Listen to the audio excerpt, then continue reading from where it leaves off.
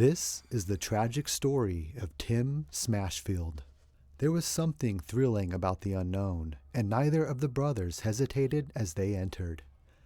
Devil's Den Cave was known for its tight squeezes and deep crevices, but for two experienced explorers like Tim and Tom, these challenges only added to the excitement. As they ventured deeper into the cave, their headlamps cut through the inky blackness. The cave had an eerie beauty, with smooth, water-carved stones and sparkling mineral deposits lining the narrow passages. The air grew cooler the further they went, but it was a crack on the right-hand side, a fissure in the rock, that caught Tim's attention. It was a narrow 9-inch wide gap, barely large enough for someone to squeeze through. Tom hesitated for a moment, suggesting they stick to easier sections of the cave, but Tim's curiosity got the better of him. He had always been the more daring of the two, the one who took risks for the thrill of discovery. Ignoring Tom's caution, Tim squeezed into the crevice, determined to see how far it went.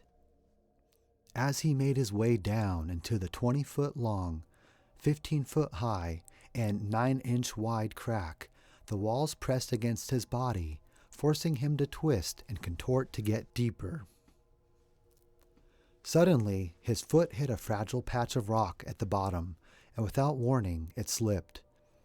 Tim's left leg became jammed in the narrow space, wedged tightly between two unforgiving rock faces.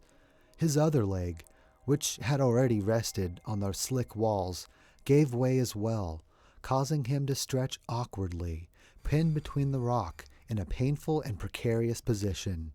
Panic surged through him. He called out to Tom, his voice strained.